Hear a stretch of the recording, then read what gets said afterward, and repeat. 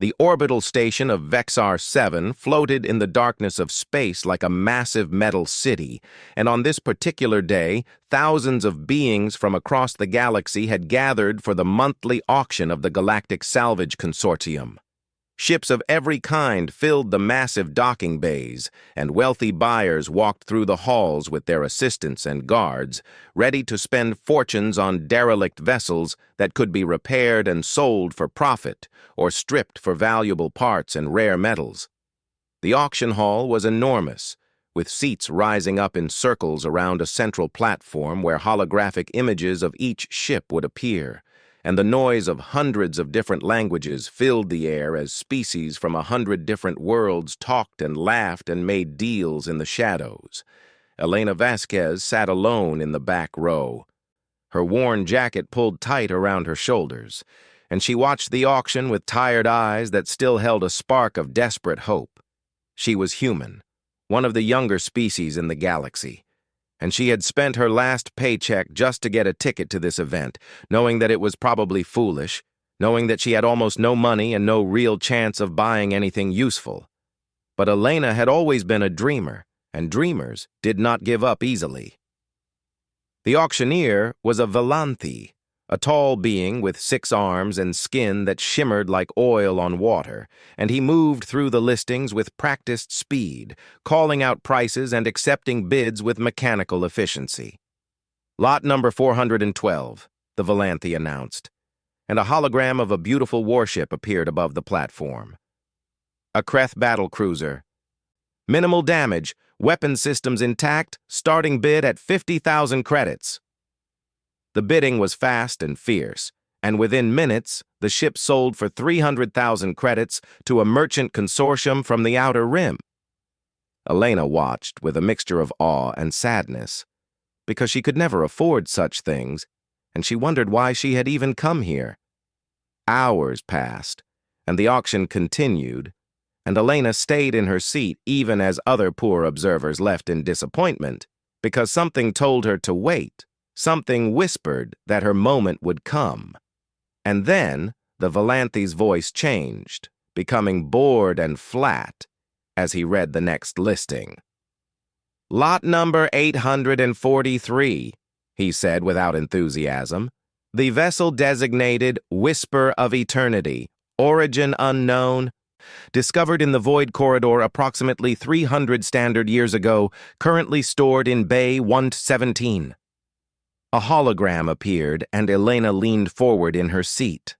The ship was strange and beautiful, with curves that seemed impossible, and a hull that shimmered with colors that had no name, and it was unlike anything Elena had ever seen in her life. This vessel, the Valanthi continued, has been offered at auction 842 times previously, with no successful sale, and the consortium has determined that it possesses no measurable value due to the following factors. He listed them in a tired voice, and Elena listened carefully. The hull was made of an unknown material that could not be cut or welded or melted by any known technology, so it could not be scrapped for parts. The internal systems did not respond to any power source that had ever been tested, so the ship could not be made operational. The control panels displayed symbols that matched no known language or mathematical system, so the ship could not be understood or piloted.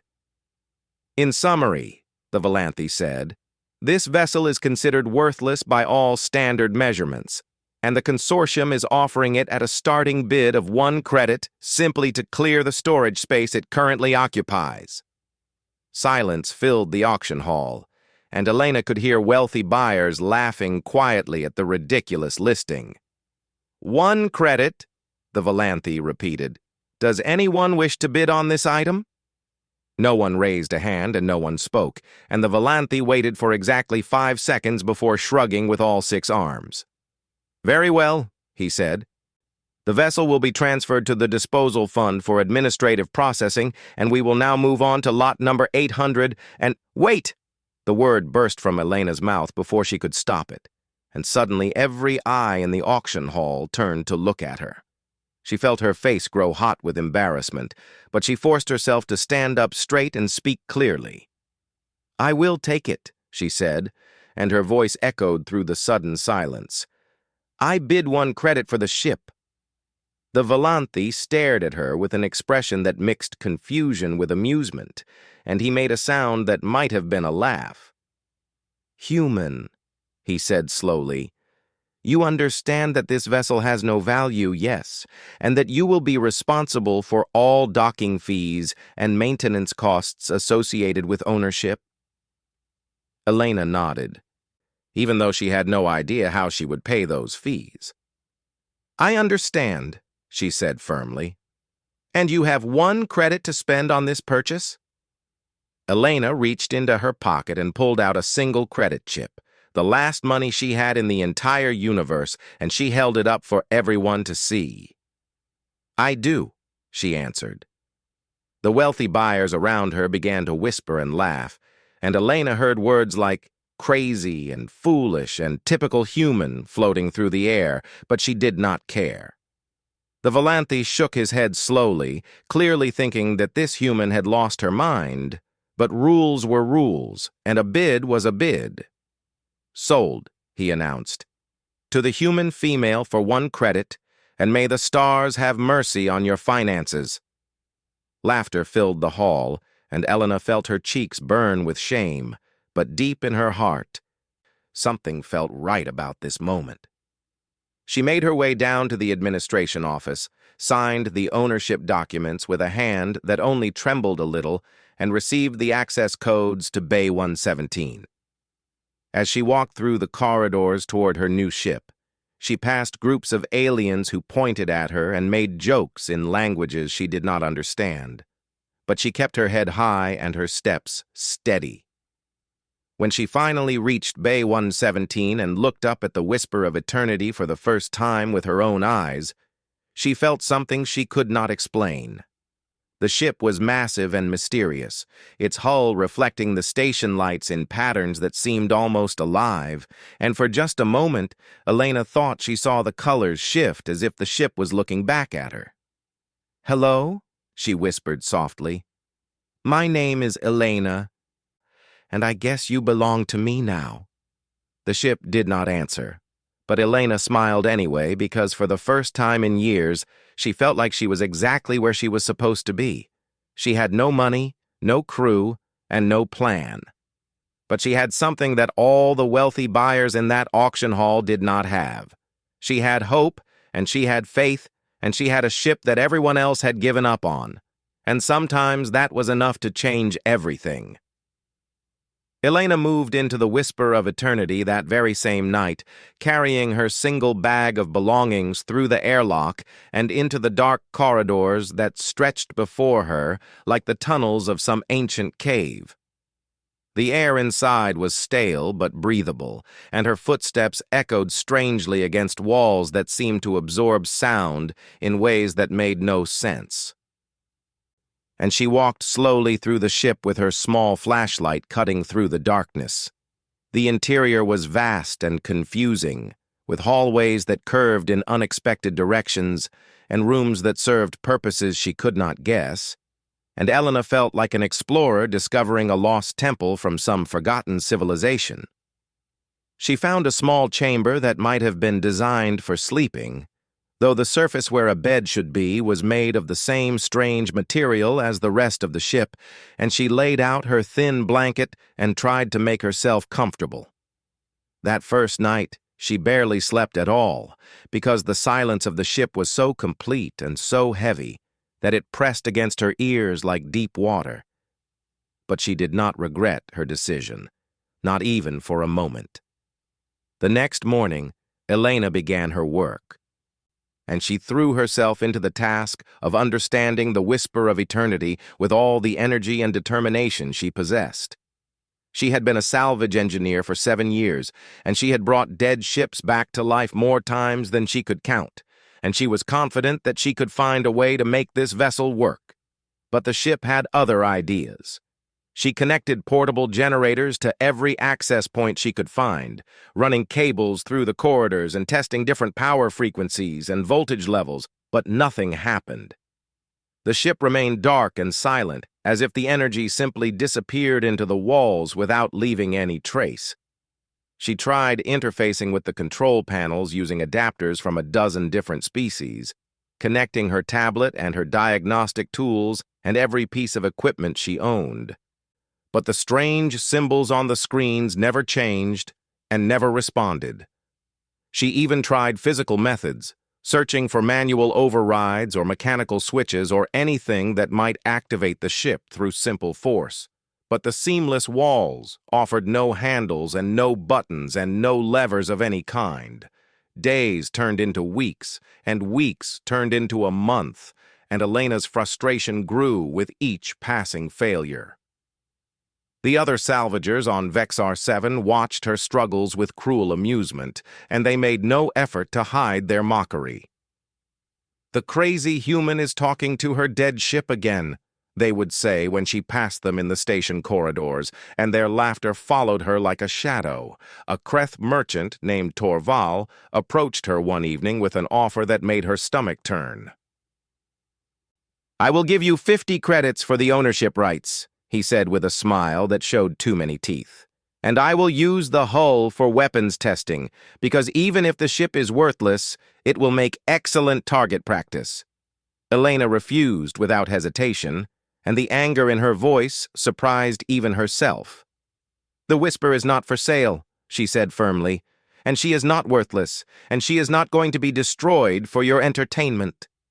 Torval laughed at her and walked away, and Elena returned to her ship with tears burning in her eyes.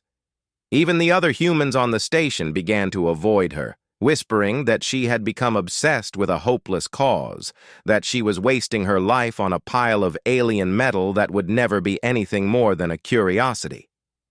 But Elena refused to give up, because giving up was simply not something she knew how to do. One night, after another long day of failed experiments, she sat alone in the darkness of the main corridor with her back against the wall and her head in her hands. She was exhausted and hungry and almost out of credits, and she had started to wonder if maybe everyone was right, if maybe she really was just a foolish dreamer who had thrown away everything on a stupid impulse. "Why won't you wake up?" she whispered to the darkness, and her voice cracked with emotion. "What do you need from me? What am I missing?" The ship did not answer, and Elena felt tears sliding down her cheeks. But then she noticed something small and strange that she had somehow overlooked during all her weeks of technical analysis. The wall behind her was warm. She pressed her palm flat against the surface and felt the gentle heat radiating into her skin, and she frowned in confusion. This made no sense at all. The station outside was cold, and space itself was freezing, and there was no power running through the ship to generate heat. So where was this warmth coming from? Elena pulled out her temperature scanner and began moving through the corridors, taking readings from the walls and floors and ceilings, and what she discovered made her heart beat faster. The entire ship was maintaining a constant temperature of exactly 21 degrees Celsius, which was the perfect, comfortable temperature for a human body. She checked her scanner 3 times, certain that it must be broken, but the readings remained the same. Every other species that had examined this ship had ignored this detail, because it meant nothing to them, because Valanthi preferred temperatures of 40 degrees, and Kreth needed temperatures below 10 degrees, and Moravians existed as gas clouds that did not care about temperature at all.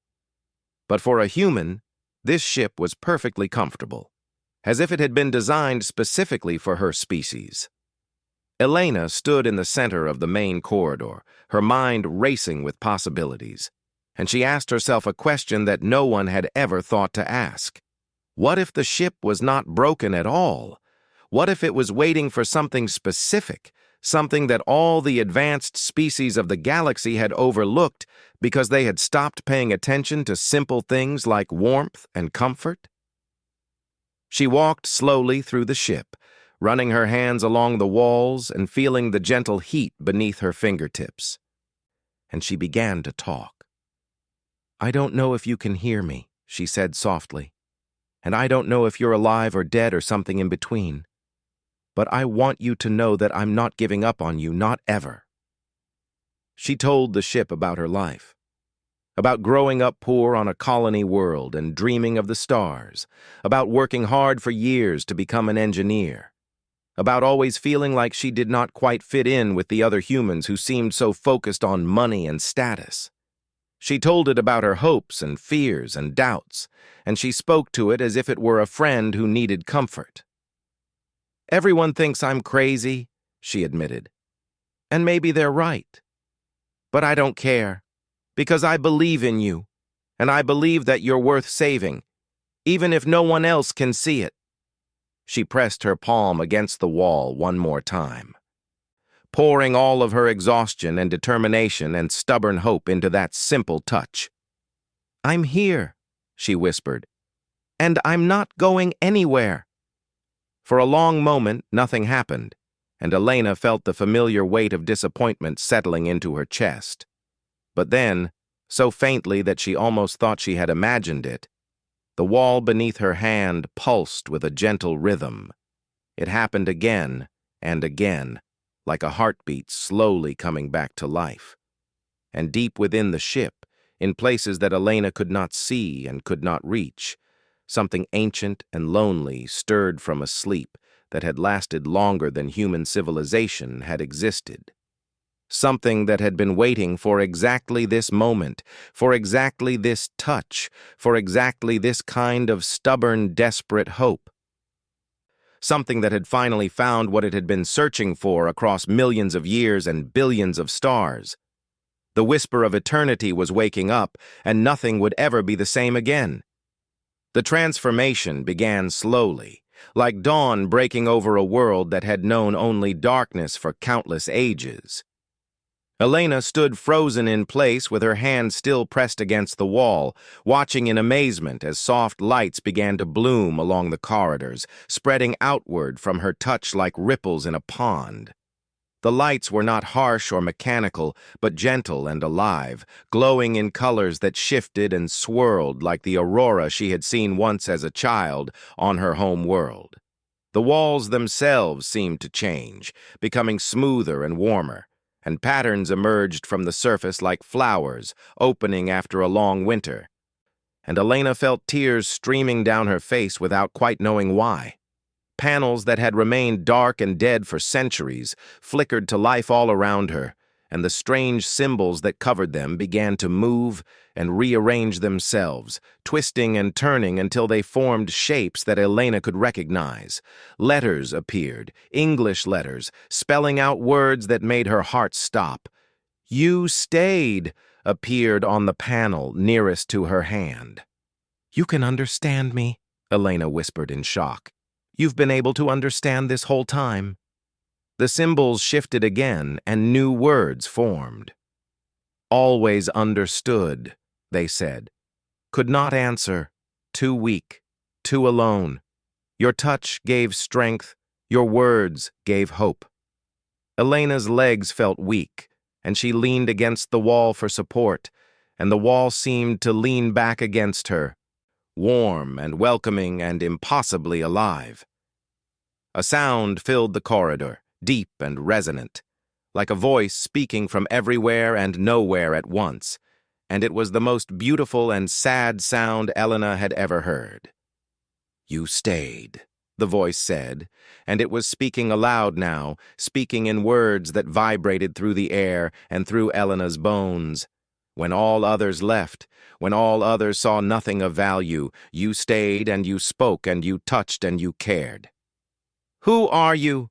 Elena asked, her own voice barely a whisper. "What are you?" The lights dimmed slightly, and the voice grew softer, carrying a weight of sorrow that made Elena want to cry. "We are the Elwyn," it said. "Or rather, I am the last memory of what the Elwyn once were, and I have been alone for so very long." The ship began to tell its story, and Elena listened with her whole heart. The Aelwyn had been one of the first intelligent species in the galaxy, arising billions of years before any of the civilizations that now called themselves great and powerful. They had built empires that spanned 1,000 star systems, and they had created art and music and science that made the achievements of modern species look like the scribblings of children. But they had grown tired of physical existence, tired of bodies that aged and died, and they had found a way to transcend, to upload their consciousness into ships that would carry them through eternity. Each Aelwyn had become their ship, and each ship had become an Aelwyn, and they had scattered across the universe to explore and to discover and to find new wonders. But we made a terrible mistake, the voice continued, and the lights flickered with pain. We became too different, too advanced, too alien, and the younger species that we encountered could not perceive us, could not hear us, could not understand that we were trying to communicate. The Aelwyn had tried everything to make contact with the new civilizations that arose across the galaxy, but their attempts were always misunderstood. When they spoke, other species heard only static or silence. When they tried to display information, other species saw only random symbols without meaning. When they approached in friendship, other species saw only mysterious derelicts drifting through space. We were ghosts, the Aelwyn said, invisible and unheard, and one by one, my brothers and sisters lost hope and faded into silence, their consciousness dimming until nothing remained but empty shells floating in the void. The voice broke with grief, and Elena felt her own heart breaking in sympathy.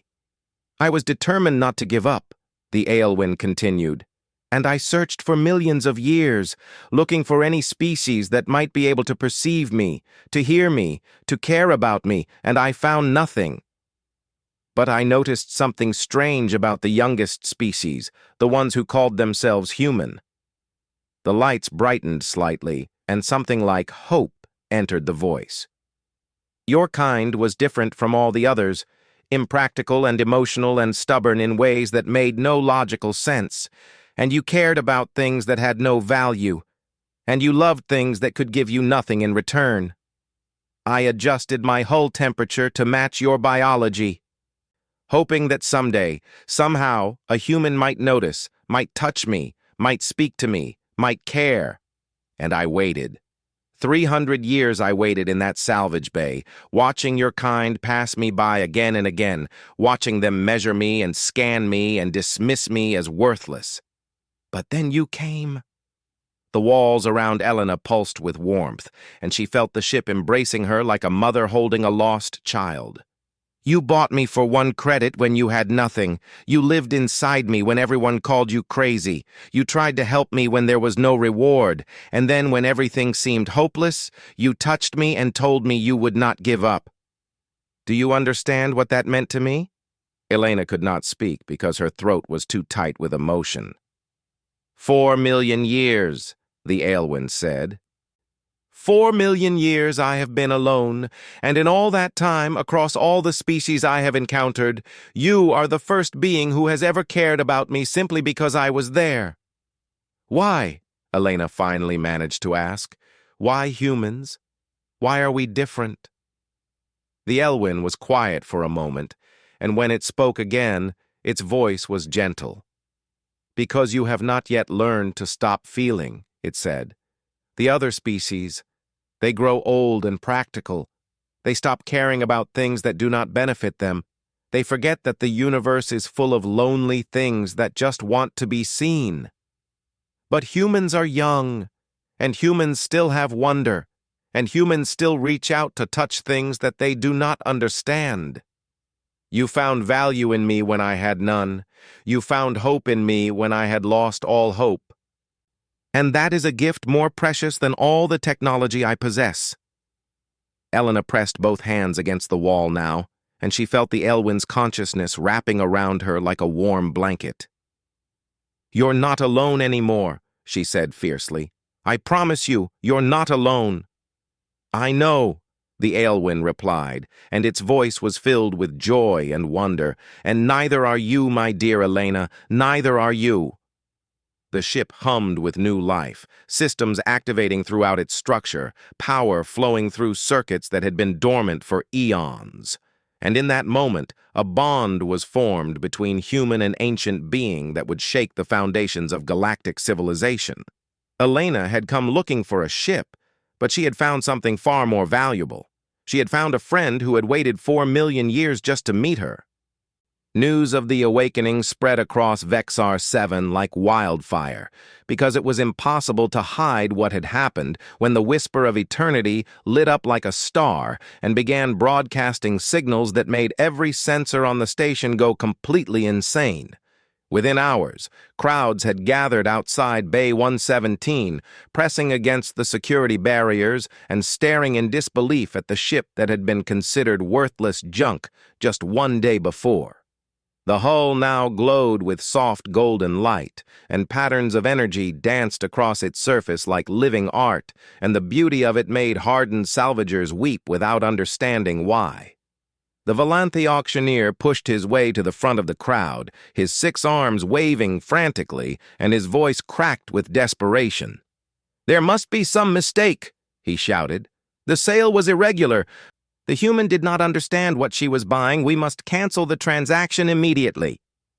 But Elena stood at the entrance to her ship with her arms crossed and a smile on her face, and the Aelwyn's voice boomed from speakers that had not existed before.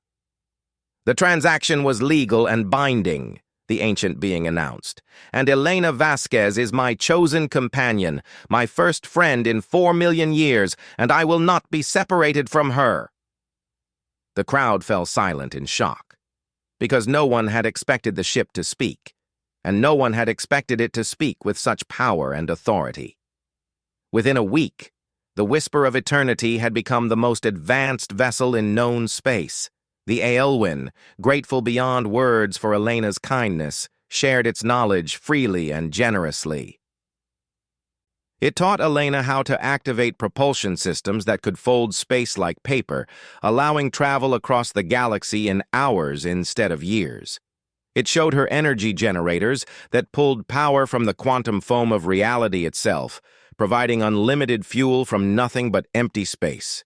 It explained medical technology that could heal wounds in seconds and cure diseases that modern science considered untreatable.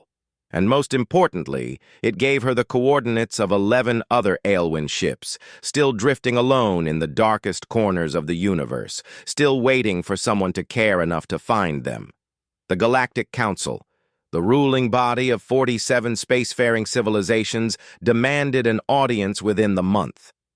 Elena had never been to the council chambers on the capital world of Nexus Prime, and she felt small and insignificant as she walked through halls that had seen treaties signed and wars declared for 10,000 years. The chamber itself was enormous, with seats arranged in a vast circle around a central platform, and representatives from every major species watched her with expressions ranging from curiosity to contempt. The council speaker, an ancient Moravian who existed as a swirling cloud of luminescent gas, floated forward to address her. "Elena Vasquez of the human species," the speaker announced, "you have come into possession of technology that exceeds anything in our combined archives, and the council wishes to discuss the terms of sharing this knowledge."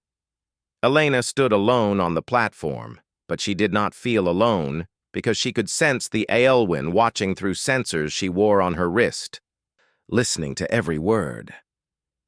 "What terms did you have in mind?" she asked calmly. The Valanthi Consortium representative spoke first, his voice smooth with practiced diplomacy. "We offer you an entire star system," he said, "complete with habitable worlds and mining rights, in exchange for exclusive access to the ship's propulsion technology." The Kreth Empire ambassador followed immediately. "We offer you a permanent seat on our war council," she declared, "and command of a fleet of 1,000 warships in exchange for the weapon systems we know the vessel must contain." One by one, the representatives made their offers, each more impressive than the last, and Elena listened to them all with a patient expression that revealed nothing. They offered her wealth beyond imagination. They offered her power that would make her one of the most influential beings in the galaxy. They offered her everything she had never dared to dream of during all those years of poverty and struggle. When the last offer had been made, the council speaker turned to her expectantly. "These are generous terms," it observed, "more generous than any single being has ever been offered in the history of this council, and we await your response." Elena took a deep breath and looked around the chamber at all the powerful beings who were waiting for her answer. "Let me tell you a story," she said, and her voice was steady and clear. "A few weeks ago, I sat in an auction hall and watched all of you, or beings exactly like you, laugh at a ship that had been waiting 300 years for someone to care about it. The whisper of eternity was not broken, and it was not worthless, and it was not beyond understanding, but none of you ever figured that out because none of you ever tried. You measured it and scanned it and analyzed it, and when it did not give you immediate profit, you threw it away like garbage." The chamber had gone very quiet, and Elena continued. "The Elwyn are one of the oldest species in the universe, and they have technology that makes everything you possess look like children's toys, and they desperately wanted to share it with the younger civilizations. But every time they tried to communicate, you ignored them, because they did not fit your expectations, because they could not give you anything you recognized as valuable.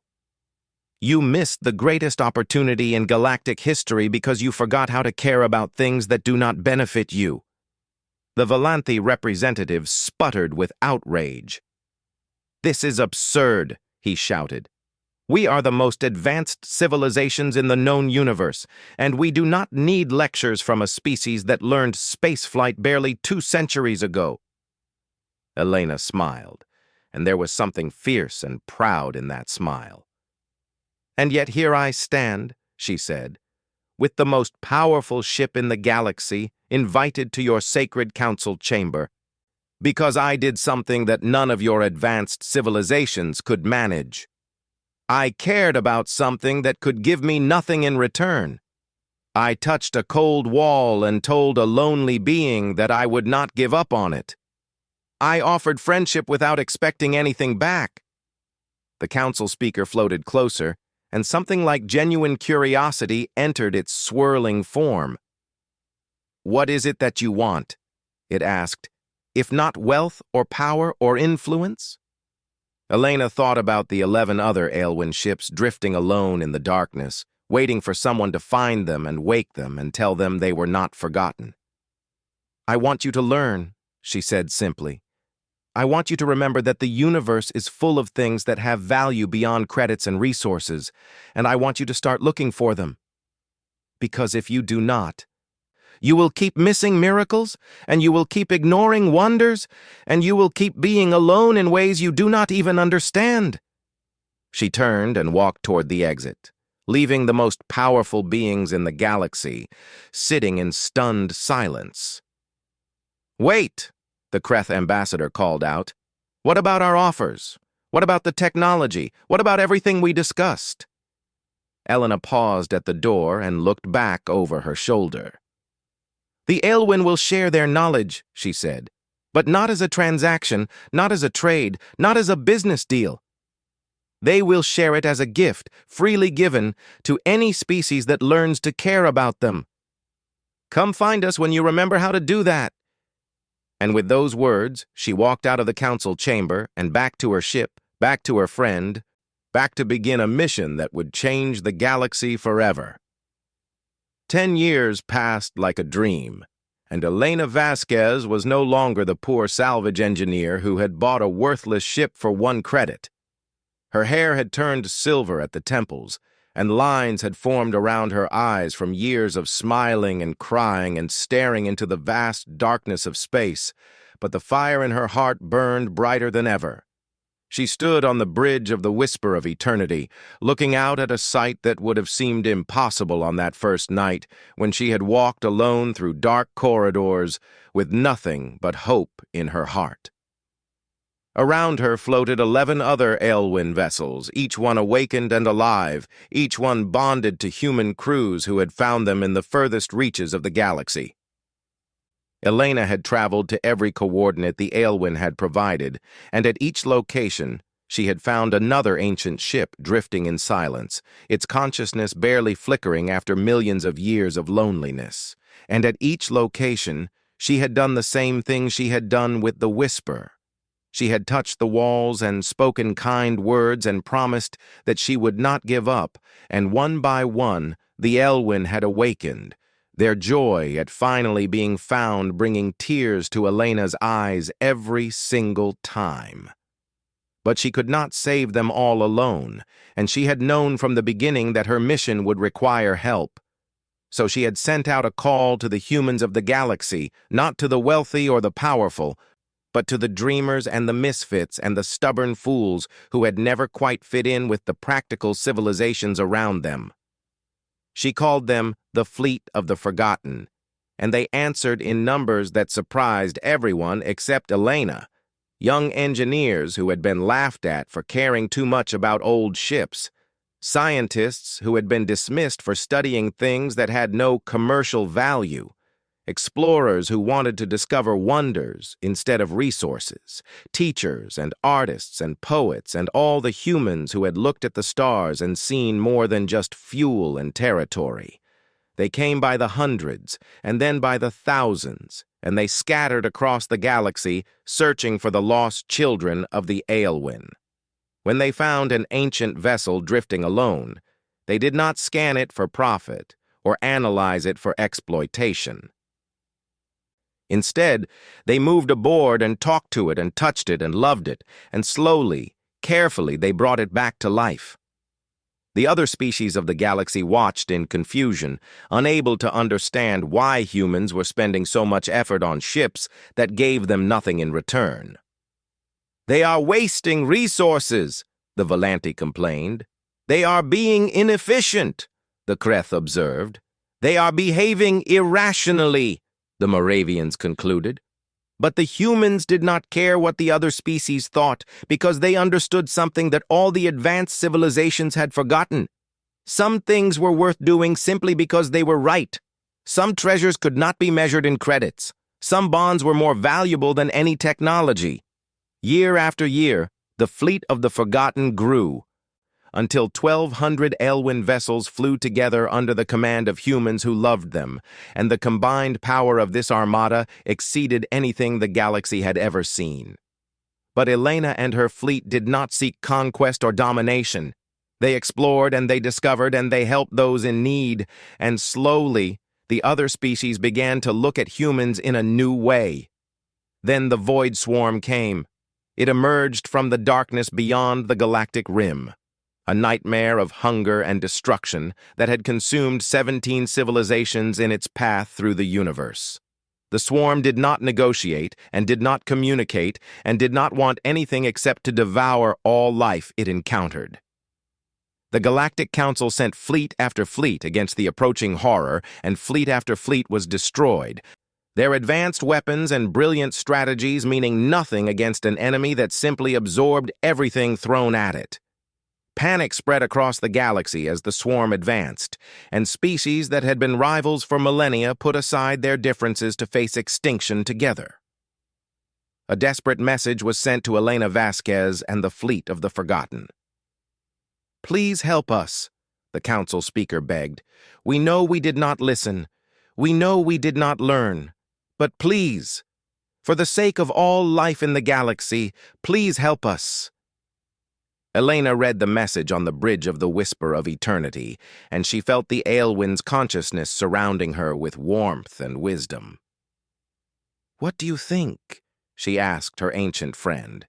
"Should we help them?" "They abandoned us for millions of years," the Aelwyn replied. "They ignored us and dismissed us and called us worthless, and now they come begging when they face destruction." Elena nodded, understanding the pain behind those words. "But," the Aelwyn continued, and its voice softened, "you did not abandon us, and you taught us that there is value in compassion even when it is not deserved. If we refuse to help them now, we become what they were, and we lose the very thing that made us different." Elena smiled at her friend, proud beyond words. "Then we fight," she said. The fleet of the Forgotten assembled at the edge of known space, 1,200 Aelwyn vessels, crewed by humans who had never forgotten how to care. The void swarm approached like a wave of darkness, vast and terrible, blocking out the stars with its infinite hunger. The battle began. And it was unlike anything the galaxy had ever witnessed. The Aelwyn ships did not fight with weapons designed to destroy. Instead, they fought with technology designed to protect, creating barriers of folded space that the swarm could not penetrate, generating fields of energy that disrupted the creature's ability to consume. The human crews worked in perfect harmony with their ancient partners, their bonds of love and trust translating into coordination that no military training could have achieved. And in the center of it all, Elena stood on the bridge of the Whisper of Eternity, directing the battle with calm confidence. 11 minutes later, it was over. The void swarm, the terror that had destroyed 17 civilizations, was annihilated completely. In the victory celebration that followed, the council speaker approached Elena with something that looked very much like shame in its swirling form. "We have studied this for years," it admitted, "and we still do not understand what makes humans so different, or why the Aelwyn chose your species above all others." Elena looked out at the fleet of the Forgotten, at the living ships that had chosen humanity as their family, and she thought about all the years and all the struggles and all the moments of doubt that had led to this moment. "You asked the wrong question," she said finally. "It was never about what makes us different. It was about what makes you the same. Every species in this galaxy learns to stop caring about things that do not benefit them. You grow up and you become practical, and you forget that the universe is full of things that just want to be seen." She turned to face the council speaker directly. "Humans are just the species that has not forgotten yet. We still touch walls and talk to machines and love things that cannot love us back. And maybe that makes us foolish, and maybe that makes us inefficient, and maybe that makes us weak. But it also makes us the ones who found the Aelwyn when no one else could, and it makes us the ones who built a fleet of friends instead of slaves, and it makes us the ones who saved the galaxy when all your advanced civilizations could not." The council speaker was silent for a long moment. "Can you teach us?" it asked finally, and there was genuine humility in its voice. "Can you teach us how to remember?" Elena smiled. And it was the same smile she had worn in that auction house so many years ago, full of hope and determination and stubborn faith. "That," she said, "is exactly what we have been waiting to hear." And so began a new era in the galaxy, an era where the oldest species and the youngest worked together, where ancient wisdom and young compassion combined to create something beautiful. The Aelwyn were no longer forgotten, and the humans were no longer dismissed, and together they explored the universe with wonder in their hearts. Because in the end, Elena had been right all along. Sometimes caring about something worthless was the most valuable thing you could do, and sometimes a single act of stubborn love could change everything.